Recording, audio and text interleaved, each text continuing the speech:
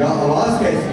ये बादल गरजते हैं, क्या भय पैदा कर देने वाले उत्तेजित बवंडर की मार से फटती है या धरती? कहानी के अनुसार युद्ध में सभी प्रमुख क्षत्रिय गुटों ने प्रतिभाग किया था, जो शायद मूल रूप से क्षत्रिय गुटों की आपसी लड़ाई, लेकिन इसे युग की विनाश लीला का दर्जा दे दिया गया। इसीलिए कुरुक्षेत्र युद्ध की यह वेदना मात्र कुछ प्रियजनों की मृत्यु का शोक नहीं है, ये शोक है, ये वेदना है एक समाज के अंत की। आइए अग्रसर होते हैं उस दृश्य की ओर जहां पर भीमसेन द्वारा दुर्योधन की जंघाएं तोड़ी जा चुकी हैं और वो पड़ा हुआ है भूमि पर। उसी क्षण दुर्योधन के गुरु व श्री कृष्ण के अग्रज बलराम का आगमन होता है, जो दुर्योधन की इस अवस्था को देखकर है क्रुद्ध और भीमसेन को अपनी क्रोधाग्नि में भस्म करने के लिए है आतुर। राजाओं ये ठीक नहीं है, युद्ध के नियमों के विरुद्ध है ये। युद्ध के मैदान में भीम ने दुर्योधन की जान पर गदा से प्रहार किया, लिटा दिया है उसको उसके कुल के सौभाग्य सहित। दुर्योधन थोड़ी देर और जीवित रहो दुर्योधन, मैं अपने इसी हल से भीम की विशाल छाती को खोद डालूंगा, बना डालूंगा क्या लिया उसमें। क्षमा करें हलदर, हो प्रसन्न, कृपा करें। भीमसेन ने गदावार में कुचल दिया है मेरी जांघाओं को, इसीलिए मैं अपने दोनों हाथों से अपने अधमरे शरीर को ढोता हूं। कृपा करें, आज मैं भूमि पर गिरा पड़ा हुआ हूं, सिर्फ मेरा चरणों में है आपके। क्रोध का विनाश करें ताकि कुरुवंश को संबल प्रदान करने वाले मेघ रूपी पांडव जीवित रह सके, क्योंकि हमारी शत्रुता व हम युद्ध के कारण हो ही चुके हैं खत्म। 100 भाई चले गए हैं स्वर्ग और मैं भी पहुंच चुका हूं इस दीन दशा में। इसलिए हे बलराम, अब युद्ध का क्या काम? मेरी आंखों के सामने झलक गया है तुम्हें, इसीलिए चढ़ा है मुझे ये क्रोध। बताओ क्यों हुई है तुम्हारी ये दशा? सुनिए, जिसने इंद्र को अपमानित कर चुराया कल्प वृक्ष, जो हजारों वर्षों तक माया करके सोता रहा क्षीर सागर में, उसी जगत प्रिय कृष्ण ने मुझ जैसे छल रहित को मृत्यु के निकट पहुंचाया है। महाराज धृतराष्ट्र और गांधारी अंतिमपुर की कुल वधुओं के साथ अपने पौत्र दुर्जय द्वारा दिखाए गए मार्ग पर चल कर आते हैं।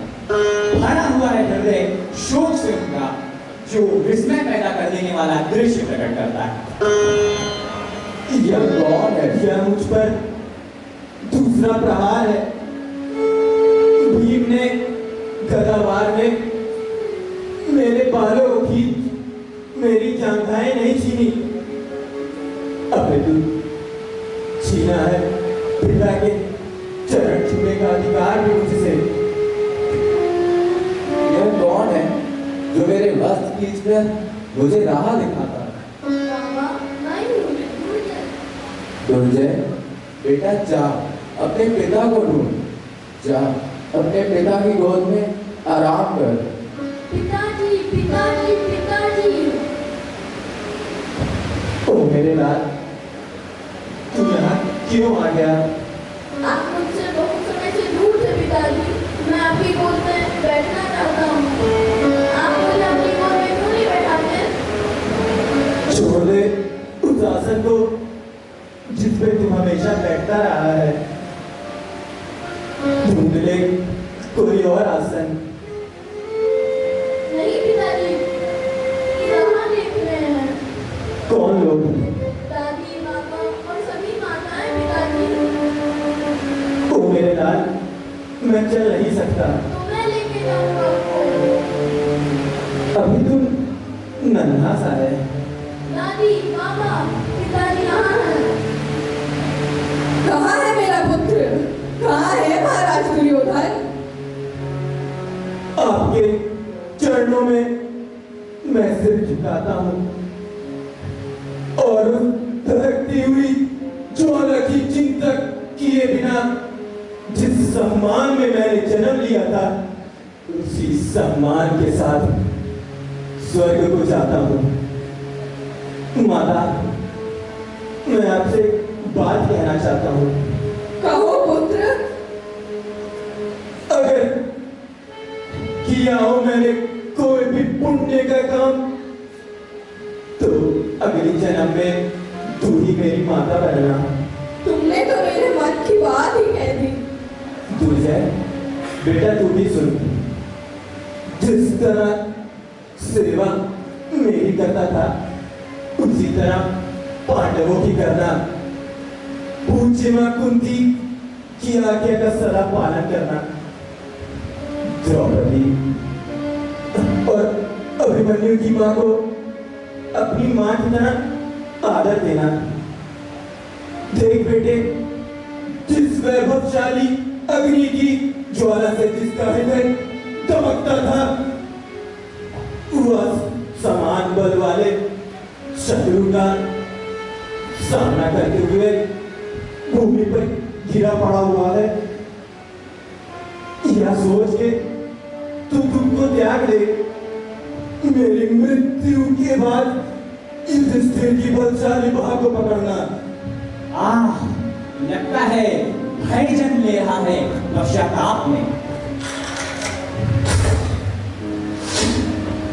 अरे कौन है ये जो डराता है कौरवों के झुंड को अपने धनुष की टंकार से?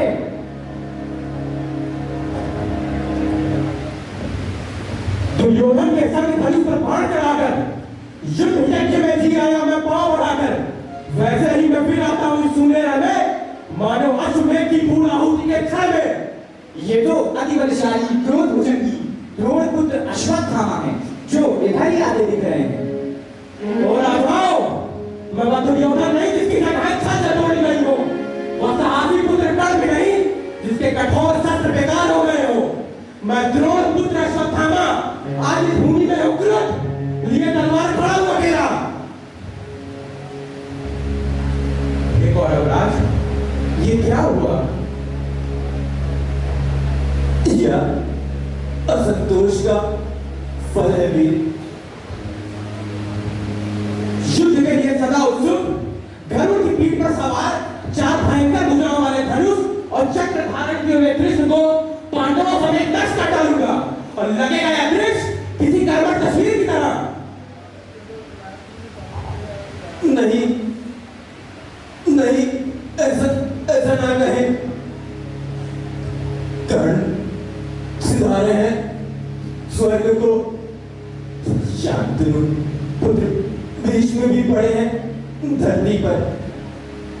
100 भाइयों ने प्राण त्याग दिए हैं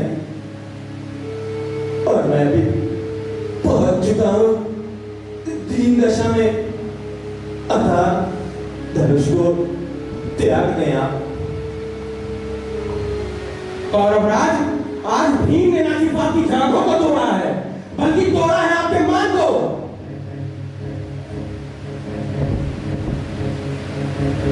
कैसे मैंने द्रौपदी को खींच लाया था उस सभा में, कैसे अभिमन्यु था एक बालक जिसे मार गिराया हमने, कैसे जुए में छल पांडवों को जीता हमने। इन सब की तुलना में पांडवों ने जो मेरी हानि की है वह कम है। पर मैं कह चुका हूं प्रबंध हर तरह से आपकी महानता की। मुझे सौगंध है उस स्वर्ग की जहां वीर रहते हैं। आज रात में बोलूंगा धावा और कर दूंगा पांडव का विध्वंस। हमारा जैसा कहता है वैसा ही होना चाहिए। दुर्जय, इधर आओ। बिन अभिषेक के मुझ ब्राह्मण के आदेश से अपने पिता के बल और पराक्रम से इस राज्य के राजा हो।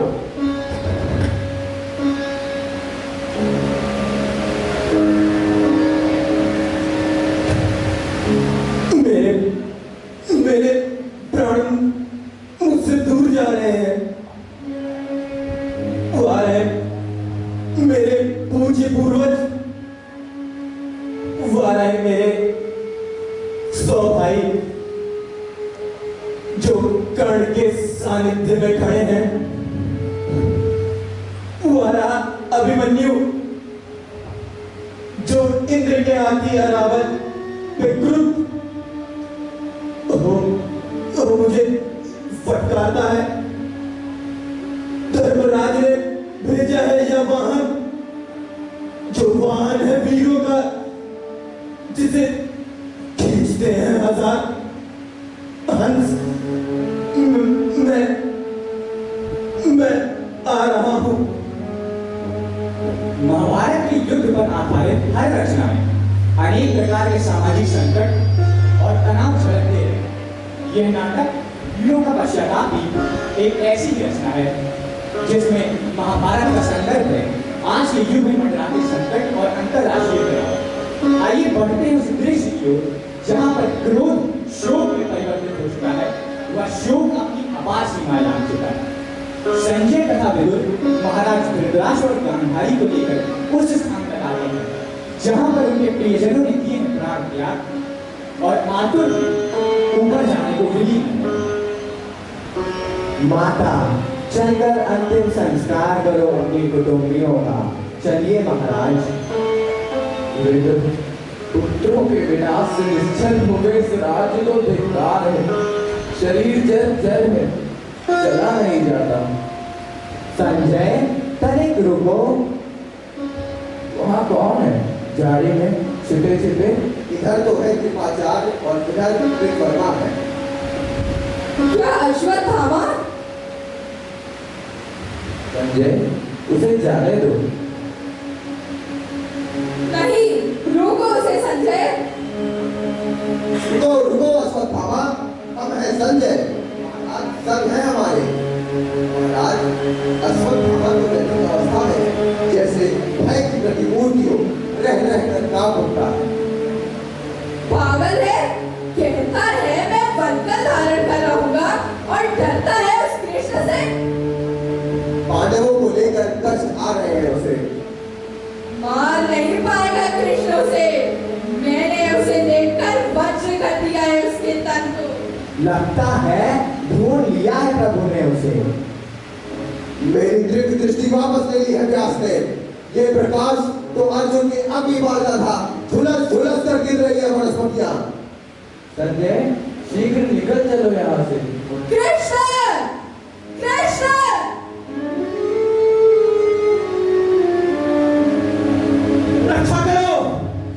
रक्षा करो तुम अपनी अर्जुन। मैंने तो सोचा था बलगत धारण कर रहूंगा तपोवन में, और शायद पांडवों का निर्मूल किया बिना युद्ध लालसा नहीं शांत होगी कृष्ण की। ये क्या किया अश्वत्थामा नराधम, ब्राह्मण शेष द्रोण पुत्र होकर ये क्या किया? कौन दे रहा अपनी विनती को आमंत्रण? मेरे प्रतिशोध में बाधक बनकर। मैं हूँ व्यास, याद है क्या परिणाम तुम्हें इस ब्रह्मास्त्र का?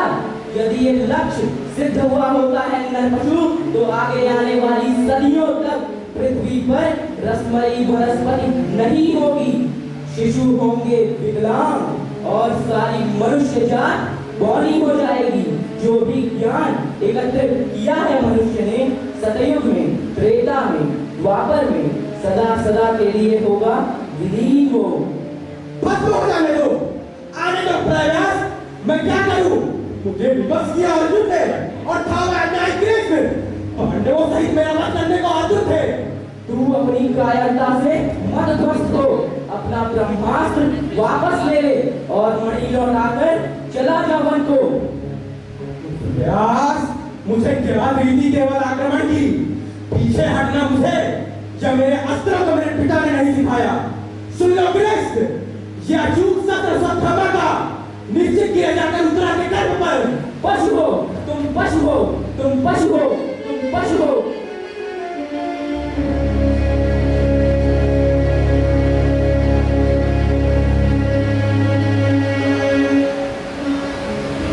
यही है वास्तव जहां महाराज दुर्योधन ने अपने प्राण त्यागे। ये रहा उनका कवच। कवच? कवच तो मिथ्या था। मनुष्य का स्वयं के लिए बनाया हुआ आचरण ही कवच है, जो व्यक्ति को बचाता है। झाड़ी के पास कौन है? क्या कोई जीवित व्यक्ति? माता उधर ना देखे, अंग अंग कटा हुआ है, रोगी कुत्तों से कि मैं ही मरा हूं करोड़ों बार, जीवन हूं मैं तो मृत्यु भी मैं ही हूं। जब तक जीवित हूं मैं तब तक पुत्र ही नहीं होगी। प्रभु हूं या बरात पर पुत्र हूं तुम्हारा। इस युद्ध के बाद समाज में नए प्रशासनिक तंत्र का आवागमन हुआ, नई कार्य प्रणाली है, नई शैक्षिक व्यवस्था है, सेना है, यानी राष्ट्रपति की पूरी व्यवस्था है। किंतु मृत्यु ही है जो इन सभी भौतिकतावादी बाधाओं से मुक्ति दिला सकती है। शांतिपूर्ण अवस्था में भीष्म पितामह अपनी मृत्यु शैया पर पड़े हुए हैं और उपदेश देते हैं राजधर्म, मोक्ष धर्म तथा आपात धर्म पर।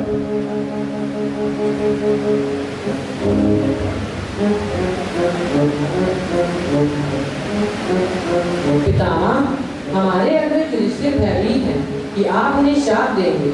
वे युद्ध में अपने ही बंधु बांधवों को मारने के लिए घोर पश्चाताप कर रहे हैं। भय छोड़ उसे निकट आना चाहिए। नीति युद्ध लड़ना क्षत्रिय का धर्म होता है। पितामह, ज्ञानी जन कहते हैं कि राजधर्म सभी धर्मों में श्रेष्ठ है। ये धर्म क्या है? इसका अर्थ क्या है? यदि कोई कार्य सही ढंग से पूरा ना हो सके तो हृदय को छोटा ना करें, निराश ना हो। ये राजा का पहला कर्तव्य है। सत्य का पालन करना भी राजा का प्रधान कर्तव्य होता है। यदि कोई राजा सत्य के प्रति समर्पित हो तो उसे किसी और के प्रति समर्पित होने की आवश्यकता नहीं है। बुद्धिमान राजा कर्महीन हो तो वो एक विषहीन सांप के समान होता है। मुक्ति का मार्ग क्या है? वासना रूपी जीवन का त्याग करो और शांति प्राप्त करो। ज्ञान ही श्रेष्ठ सुख है, ज्ञान ही श्रेष्ठ वस्तु है और ज्ञान ही श्रेष्ठ अधिकार है। सत्य ही धर्म है और सत्य ही तप है और सत्य ही ज्योति। उठो, जागो या फिर अपने आप को भुला दो। आज के इस युग में प्रियजनों के प्रति कर्तव्यों का स्थान रोजगार और संपत्ति के लिए संघर्ष में लिया है। इसीलिए राजपथ समाज के अहम अंग के रूप में उभरा है, जिसकी ओर हम सभी का ध्यान जाता है। सच्चाई, अहिंसा और अपने फर्ज पर डटे रहने से सफलता मिलती है, मात्र जाति या परिवार से नहीं। इसीलिए अमरता और जीवन से बड़ा फर्ज होता है। और एक सबसे बढ़कर जो सबक, जो सीख हमें इस नाटक वीरों के पश्चाताप से मिलती है, वह यह है कि असंतोष ही प्रगति को जन्म देता है। सभी का बहुत बहुत आभार। नाटक के पात्रों का परिचय इस प्रकार है। दुर्योधन का पात्र निभाते हुए सूर्यांश प्रताप सिंह, जिसने इंद्र को अपमानित कर चुराया कल्पवृक्ष। बलराम के रूप में युवराज सिंह, मैं अपने इसी हल से भीम की उस विशाल छाती को खोद डालूंगा। अश्वत्थामा के रूप में शिवांश सिंह,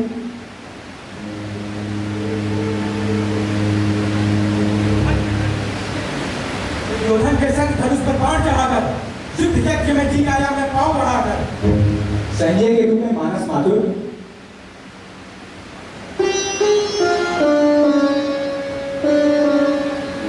रुको रुको अश्वत्थामा, हम हैं संजय। महाराज धृतराष्ट्र के रूप में हंसराज सालवानी,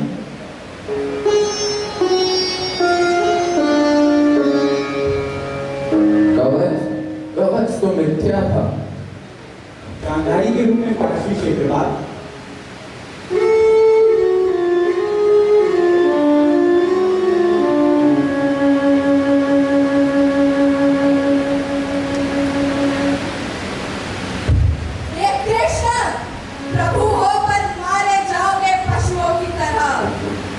विदुर के रूप में अनुवंश श्रीवास्तव,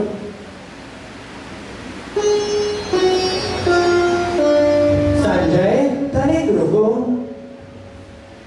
दुर्जय के रूप में ओमकार नाथ पांडे, आप मुझसे बहुत समय से दूर थे पिताजी। महर्षि व्यास के रूप में अंकित पांडे,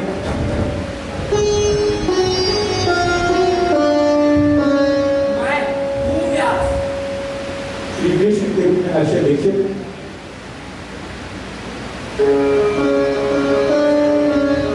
माता प्रभु हूँ या बलात्कार पर पुत्र हूँ तुम्हारा। अर्जुन के रूप में मोहम्मद अली खान,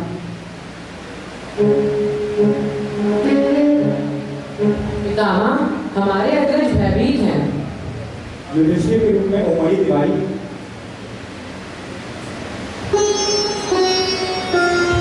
मुक्ति का मार्ग क्या है? भीष्म पितामह की आवाज दिए आंजनेय, सत्य ही ब्रह्म है, सत्य ही तप है और सत्य ही ज्योति। वही संचालक के रूप में सौभाग्य मित्रा,